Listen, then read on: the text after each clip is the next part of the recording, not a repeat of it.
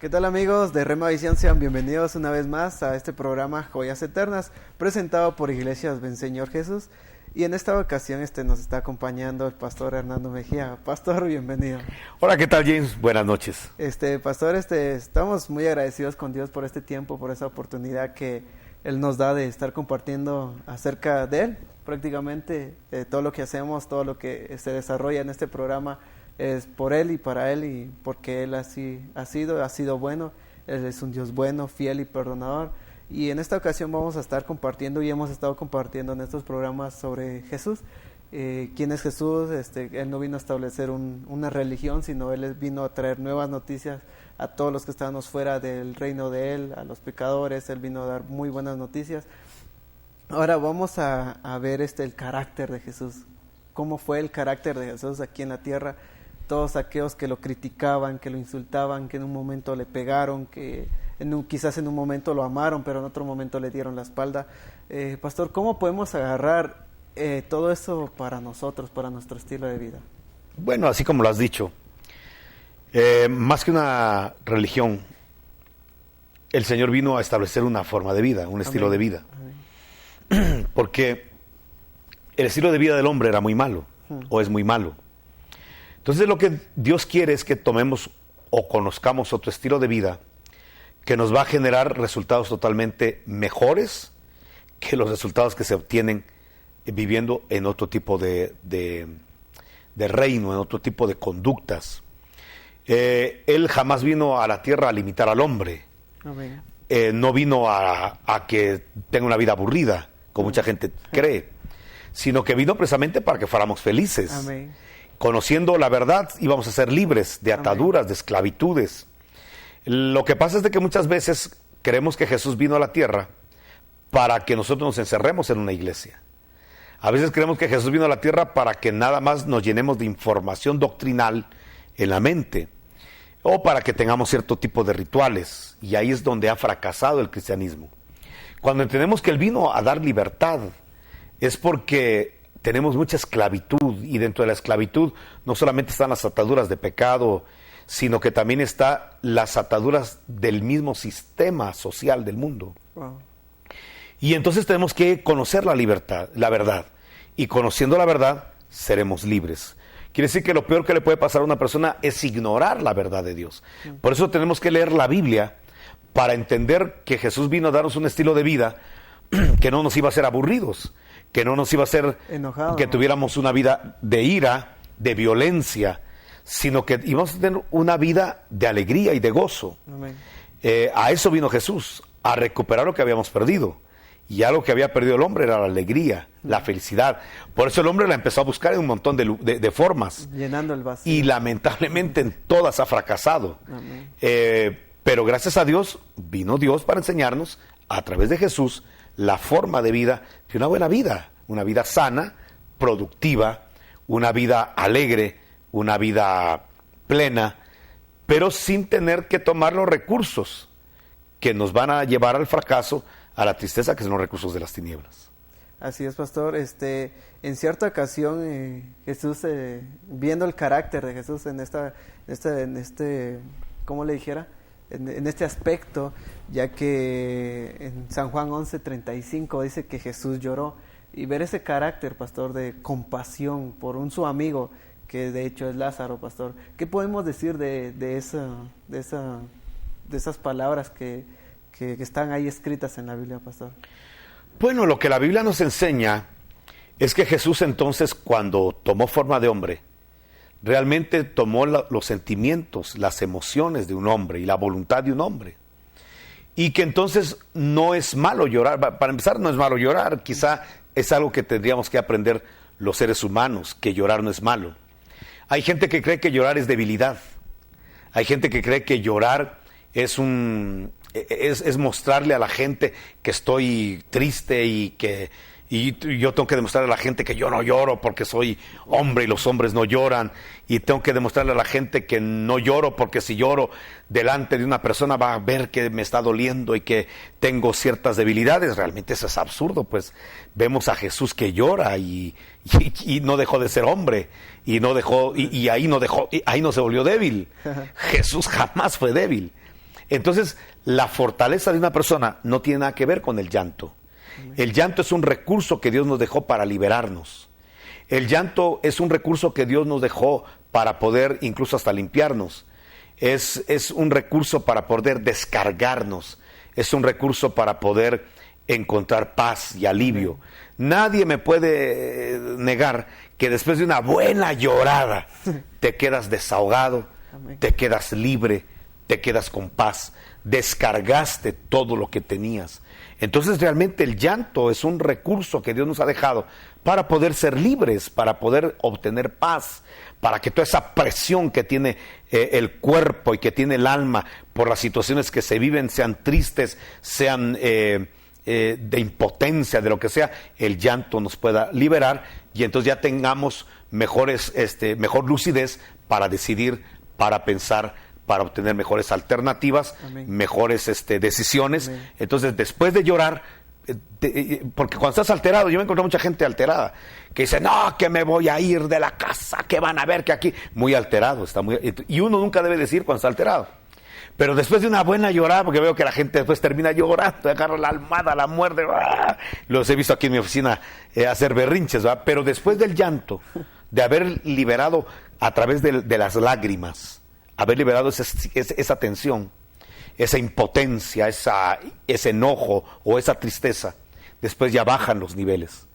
Y entonces ya deciden de una mejor forma. Amén. Ya piensan con más lucidez. Entonces el llanto, la gente que se niega a llorar, está cometiendo un atentado contra su propio corazón. Wow. No hay cosa más hermosa que llorar. Hay testimonios de gente, por ejemplo, yo recuerdo en los 80s de exguerrilleros, que se convertían a Jesucristo y ahí les habían ministrado que no hay que llorar, que no hay que demostrar dolor, porque eso es debilidad.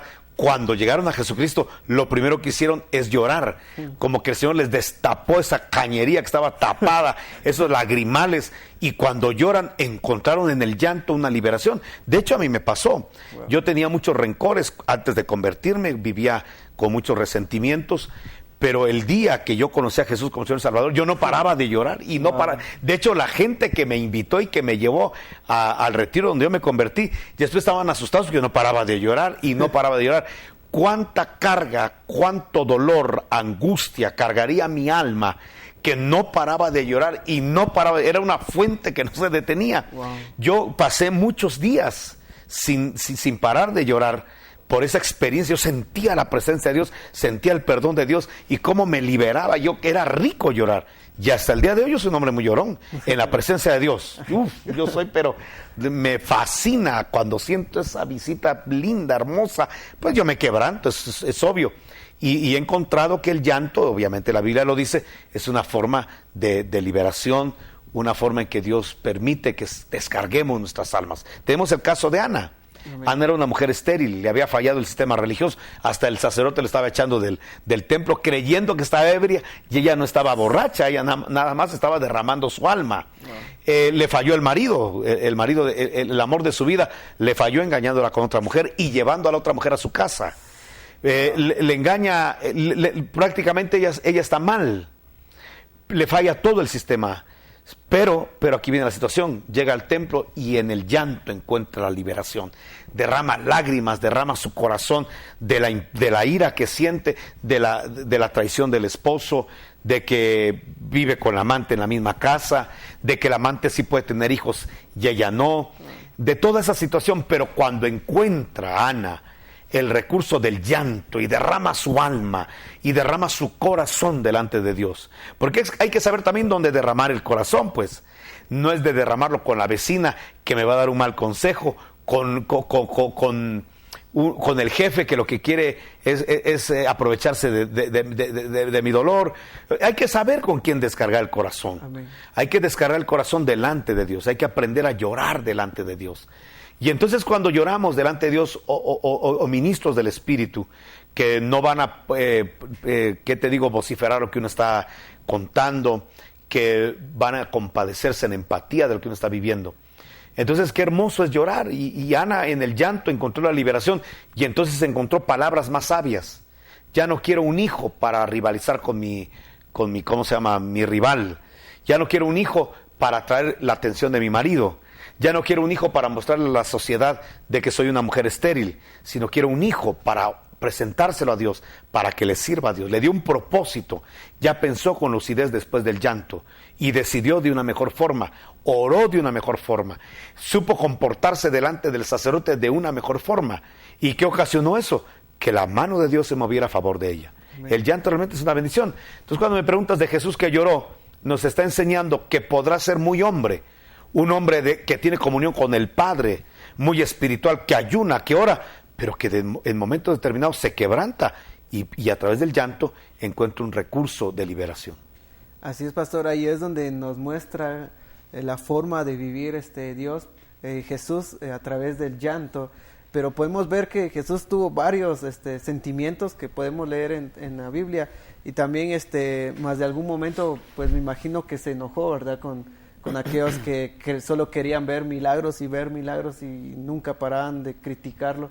Creo que en un momento él pudo molestarse, pastor, y en cierta ocasión Pablo escribe, airaos pero no pequéis. O sea, qué tan permitido, pastor, está que nosotros podamos quizás arrugar un poco la frente, pero luego tomar el carácter de Jesús y decir, no, tengo que ser humilde y respetar a las personas que me están aconsejando, de no enojarme, de no hacer altivo, sino de tomar esa forma de Jesús, pastor. En algún tiempo se habló de la ira santa, ¿verdad? Y la verdad que tiene cierta razón en el hecho de que Dios se enoja y no peca. Jesús se enojó y no pecó. Quiere decir que podemos tener cierto sentimiento de coraje, de ira, de indignación por lo que se está viviendo. ¿A quién no le indigna las vejaciones, las violaciones? ¿A quién no le indigna? Y eso causa ira. Pero lo importante es saber canalizar la ira para que las acciones subsiguientes no sean acciones carnales, y que la ira nos lleve a pecar, y que la indignación nos lleve a cometer actos deshonrosos, sino que la ira sea un impulso y un motor para cometer buenas acciones, sino que la ira, la rabia que sentimos, sea un motor para poder manejar mejores actitudes, no para obrar en la carne, sino para obrar en el espíritu. En ese caso que me estás mencionando, Jesús se enojó. Sí, se enojó. ¿Pecó? No. ¿Qué sintió? Celo. Fue un celo por la casa de Dios. ¿A quién no le va a indignar que los sacerdotes hayan hecho de la casa de Dios una cueva de ladrones? ¿A quién no le va a indignar que en nombre de Dios y en nombre de la palabra los sacerdotes comerciaran con la fe? Que es, de alguna manera, la historia siempre es cíclica y se repite, y creo que es lo que estamos viendo el día de hoy. Amén. Y hay gente que podemos indignarnos, podemos molestarnos de ver cómo mucho predicador con la fe manipula las voluntades y saca textos bíblicos de contexto para su propio beneficio, sobre todo económico, o de fama o de imagen, y eso de alguna manera indigna, y eso de alguna manera causa cierta ira. Entonces, lo que Jesús sintió fue esa ira, ese enojo, la indignación de que en nombre de su Padre, en nombre de Él mismo, estuvieran comerciando con el Evangelio. Y creo que algo que nos debe indignar a todos los cristianos es ver tanto predicador, incluso espacios televisivos o canales de televisión que se están moviendo de una forma tan descarada, manipulando la Biblia para agenciarse de fondos y para enriquecerse.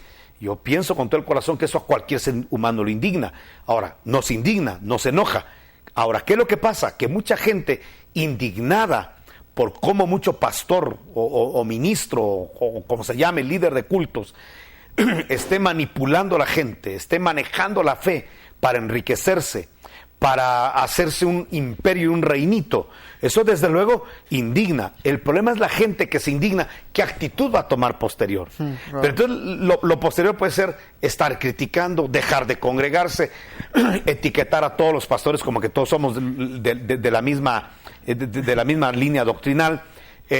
Y habemos honrosas excepciones, que predicamos el Evangelio por llamado, Amén, no por ganancias deshonestas. Amén. ¿Y cómo se llama? Y el hecho es que ¿qué actitud voy a tomar? Jesús tomó la más sana, echó fuera, era su casa, era su templo, echó fuera a esos inquilinos. Entonces, esos usurpadores. Entonces, nosotros lo que tenemos que hacer cuando nos indignamos de algo es echar de nuestro templo, de nuestra vida lo que es malo, lo que es deleznable, y no tomar actitudes carnales. Por eso Pablo dijo, airaos pero no pequéis. Si algo te indigna, no peques. Es decir, no acciones de una manera carnal, no acciones de una manera mundana, sino actúa como Jesús actuaría. Pero eso quiere decir que muchas veces los creyentes indignados podemos echar fuera de nuestras vidas y de nuestros corazones personas que no son edificantes, que podemos echar de nuestra vida autoridades que no son edificantes, conductas que no son edificantes. Entonces, la ira lo que tiene que hacer es, cuando estamos airados, llevarnos a descontaminación, llevarnos a sacar de nuestro corazón lo que no nos agrada, porque si nosotros juzgamos en una persona una conducta que no nos gusta, qué deshonroso sería, o doblemente deshonroso, que termináramos nosotros haciendo lo mismo. Wow, amén. Creo de que esa actitud de Jesús, pastor, de quizás enojarse por algún momento, pero por algo bueno, ¿verdad? No se enojó por algo malo, y muchas veces tendemos nosotros a hacerlo por algo malo y nunca lo hacemos por beneficio de las personas de que nos rodean o las personas que amamos. Pero ¿qué podemos decir, pastor, sobre ahora la actitud de amor que él tenía?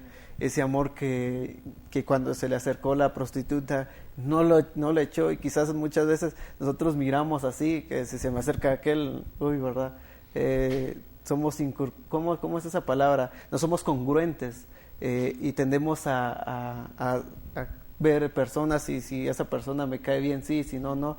Jesús no tuvo esa actitud, y ver esa actitud de amor, que cuando se le acercaban los que cobraban impuestos, que eran tachados por la sociedad, eran en ese momento lo peor, si se podría decir. Pero es que eran traidores de su patria, ¿verdad? Exacto. Entonces, ¿cómo, pastor, tomar esa forma, ese estilo de vida, de amar de Jesús en nuestra vida, tomar esa forma, ese modelo de Jesús para nosotros poder hacerlo, poder llamarnos cristianos y decir, yo también amo a esas personas?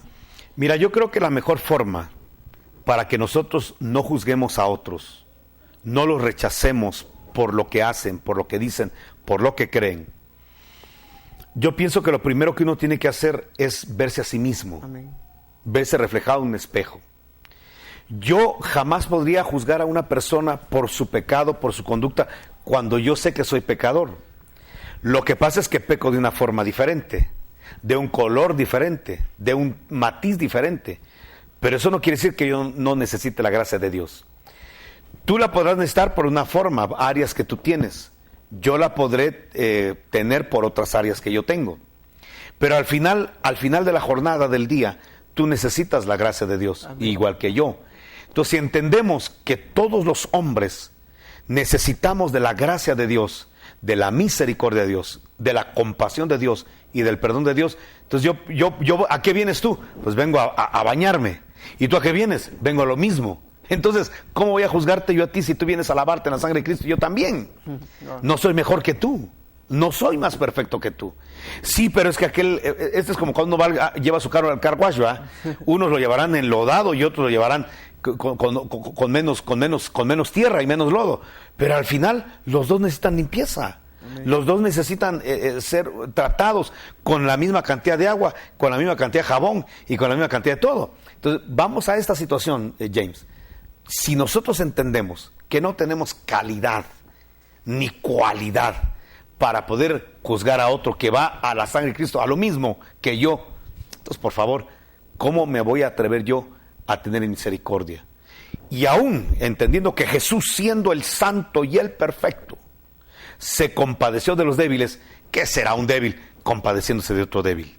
¿Qué será un pecador compadeciéndose de otro pecador? Si el santo, perfecto, limpio y justo, diáfano Jesús, que no cometió ni un error, se atreve a perdonar, a ser amigo a prostitutas, a ser amigo a publicanos, a ser amigo de borrachos, ¿quién soy yo para decir, yo no voy a tener compañías y ese sí es malo, y ese pastor es malo, y ese líder es malo, y ese hermano es malo?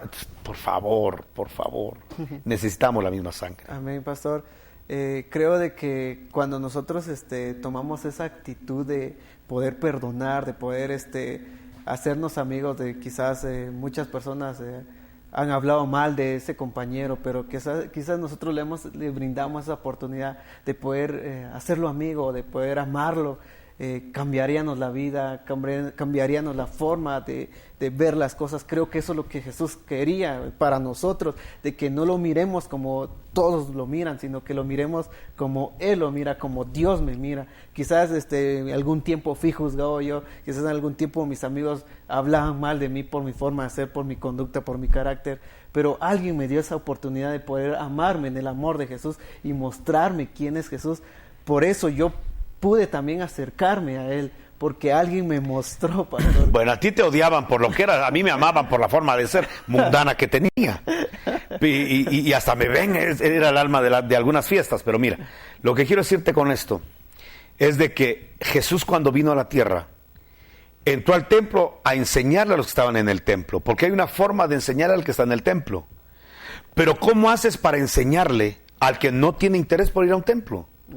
¿Cómo haces para enseñarle a una persona que no tiene interés de leer la Biblia? Sencillamente porque decidió tomar un estilo de vida en rebeldía a la Biblia. Las prostitutas, los borrachos, los publicanos. ¿Qué hizo? ¿Cómo les predicó Jesús?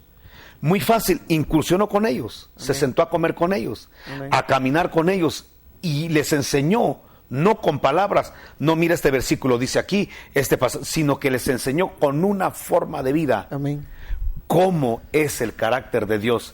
De ahí fue que muchas prostitutas dejaron esa vida, no por sermones que el Señor dio en un templo, porque ellas nunca fueron a ir a un templo, sino por la plática, la forma de ser que Jesús tenía cuando estaba con ellas.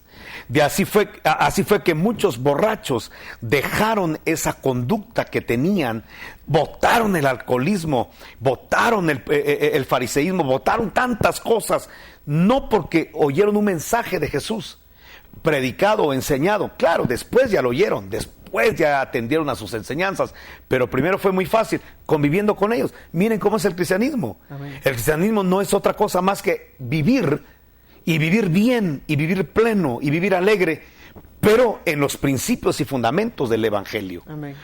Y mucha gente fue rescatada. Claro, otro tipo de gente fue rescatada por mensajes, por campañas evangelísticas, por enseñanzas de Jesús, pero otros fueron enseñados por una forma de vida, por un modo vivendi. Cuando entendamos los hombres que a muchos vamos a ganarlos por la palabra, por la predicación de la palabra, nosotros hemos ganado en el tiempo que tenemos de ministerio cantidad, cientos o miles de almas para Cristo, las hemos ganado gracias a Dios por la predicación de la palabra, por predicar con unción la verdad de Dios. Pero cuánta gente ha sido ganada al Evangelio, no por lo que hemos predicado, sino por la forma de convivir, amén, la forma de vivir entre ellos. Amén, pastor. Ya para irse. A eso le llamo yo el Evangelio sin palabras. Exacto, como dijeron por ahí, predicar con la espalda. Exactamente. ¿Verdad que sí? Ya para ir cerrando, pastor, ¿qué podemos decir sobre la libertad que Él tuvo para perdonarnos? Jesús tuvo esa libertad para poder perdonarnos cuando nosotros nos acercamos a Él. Él fue tan simple, tal vez en un tiempo para Él fue difícil porque tuvo que ir a la cruz para perdonarnos, pero ¿qué podemos decir ahora sobre el perdón y la actitud que Él tiene para perdonar nuestros pecados, ya para cerrar, pastor? Mira, James, yo me he encontrado durante todo el recorrido de mi vida mucha gente que se resiste a perdonar. Y te voy a decir por qué. Porque este tipo de personas que se resisten a perdonar creen que son mejores que las personas que están juzgando. Oh. Ese es el problema. Cuando nos creemos superiores a otros. Y entonces nos damos a la tarea de juzgarlos, de negarles el perdón. Y creo con todo mi corazón que cuando entendamos que estábamos condenados y que Dios nos perdonó la deuda grande, ¿cómo no vamos a perdonar la deuda pequeña? Cualquier cosa que nos hagan a nosotros aquí en la tierra no tiene punto de comparación con lo que nosotros le hemos hecho a Dios. Amén. Y Él nos ha perdonado siendo limpio. ¿Cómo nosotros, estando sucios, no vamos a poder perdonar a otro? Amén. Pero cuando tú crees, no, es que yo no soy malo, yo no he hecho cosas malas, no a esa dimensión, no. Entonces te das a la tarea de convertirte en juez de otra persona o de tu hermano. Jesús fue claro: si tú no perdonas, tampoco mi Padre te perdonará. ¿Cuántos pecados estarán retenidos en los cielos? Porque nosotros sencillamente aquí no perdonamos. ¿Por qué muchas bendiciones no se nos activan y se nos abren? Porque no hemos tenido la capacidad de perdonar.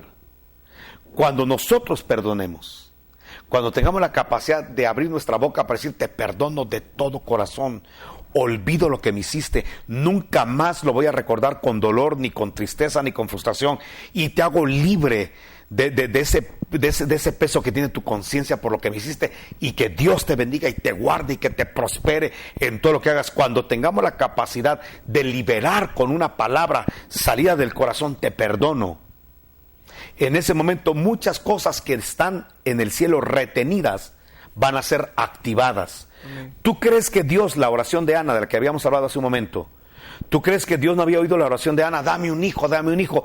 Pero esa respuesta estaba totalmente retenida porque Ana no perdonaba a Penina ni a su marido. Wow.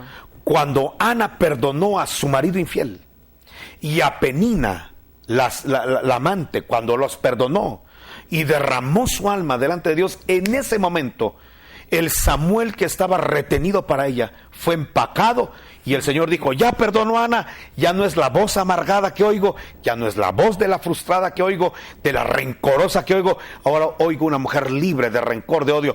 En ese momento Dios dijo, empaqueten a Samuel, y entró a su vientre y quedó totalmente embarazada. Eso te dice que nosotros retenemos muchas bendiciones con nuestras conductas, porque no nos plegamos a la conducta de Dios, al carácter de Dios. Cuando nos pleguemos al carácter de Dios, esas bendiciones que están retenidas serán totalmente autorizadas para que lleguen a nuestra vida. Dejemos que Dios lo que tiene para nosotros lo envíe. ¿Cómo? A través de nuestras acciones. Perdonemos en el carácter de Dios. Amén. Y muchas cosas retenidas vendrán a nuestras vidas. Amén, pastor. Qué importante es saber y entender de que nosotros también tenemos que perdonar a aquellos que nos han hecho daño, porque nosotros hemos sido perdonados, pastor. Así que en esta noche... Sí, y no ofendimos a una persona, ofendimos al Creador. Wow, amén. Y el Creador nos perdonó. ¿Por qué no vamos a perdonar a una criatura? Claro que sí, pastor. Ahora para nosotros ya no se nos debe de ser tan complicado perdonar, sino que esta noche Dios nos hace libres para poder perdonar. Así que invitamos a todas esas personas que quizás han sido lastimadas, que hoy puedan ser libres de poder perdonar, porque ya también nosotros hemos recibido perdón. Y si quizás se sienta culpable, hoy puedas recibir ese perdón. Dios te perdona, Dios te hace libre para que hoy puedas perdonar. Así que te dejo unas palabras de bendición, y quiero decirte de que en esta noche Dios te está esperando en ese momento de intimidad, en ese momento de oración, para que puedas acercarte a Dios y puedas decirle que te perdone, porque Él está listo para perdonarte. Que tengas una feliz noche y nos vemos en la próxima.